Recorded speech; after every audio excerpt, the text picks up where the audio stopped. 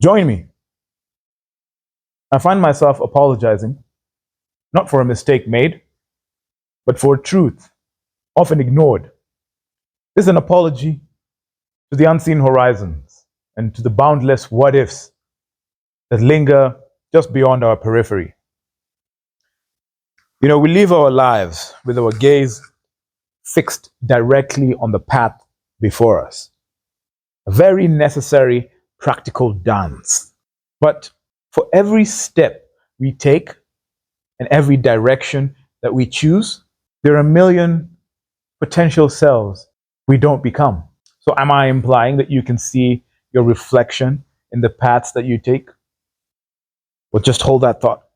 And in this silent apology, I'll give a few stories. Imagine the night sky, billions of stars, each a universe, each a potential story. If the descendants of Abraham, who are like the stars, all in one place, would shine like the stars, then you would see a part of God's kingdom.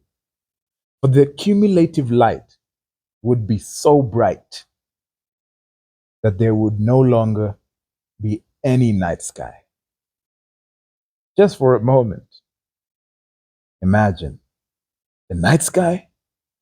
And our lives are like that. The choices we make and the paths that we walk are like our chosen stars.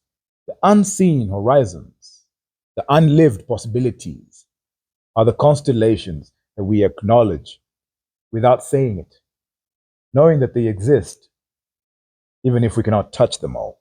Well, I'd like to apologize too for the unspoken echoes within us, for the ancestral whispers, the genetic memories. Let's call it the collective consciousness that flows through our veins, yet remains largely unheard. We are, each of us, a fleeting moment in an immeasurable continuum. It was, it is, and will continue to be. And we are like a single breath in an ancient wind that goes on, and we carry the dust of the forgotten empires.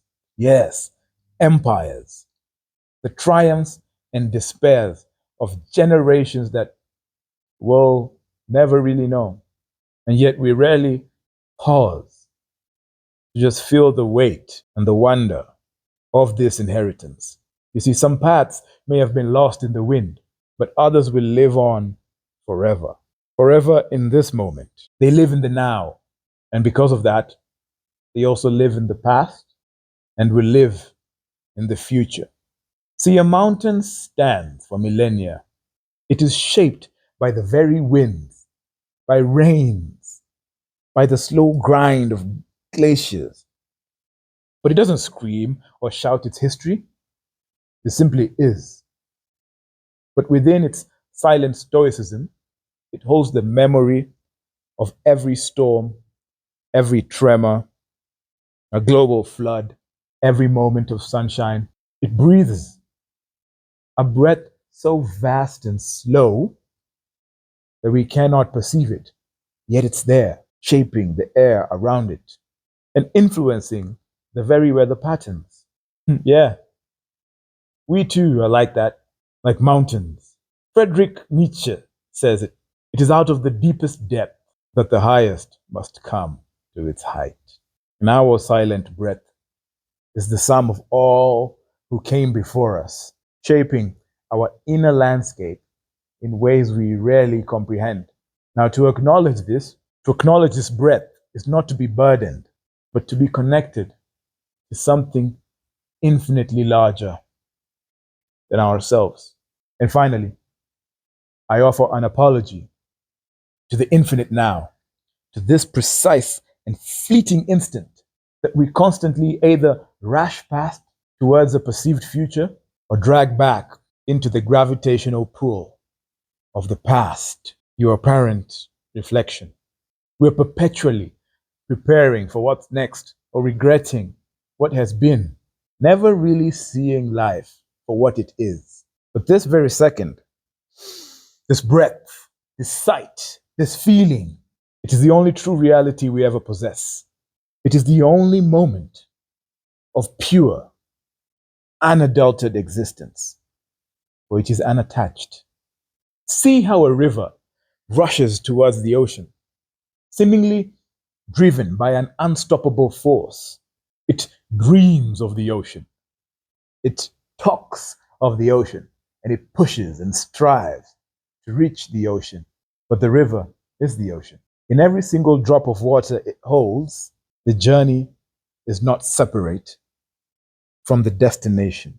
Now, when your current moment changes, the past and the future change, for your reflection changes. See, the dead and the unborn cannot see themselves, and neither will you see yourself in the destination.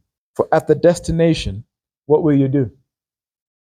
You will look back at your journey, because your journey follows you. The river does not become the ocean when it reaches it.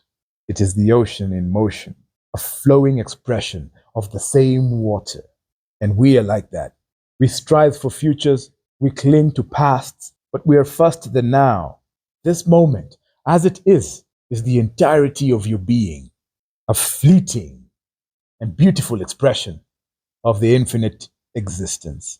There is no destination other than this very breath.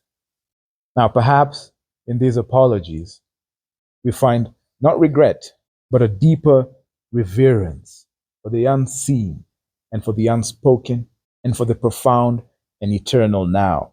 And in that reverence, maybe we can finally find a profound peace.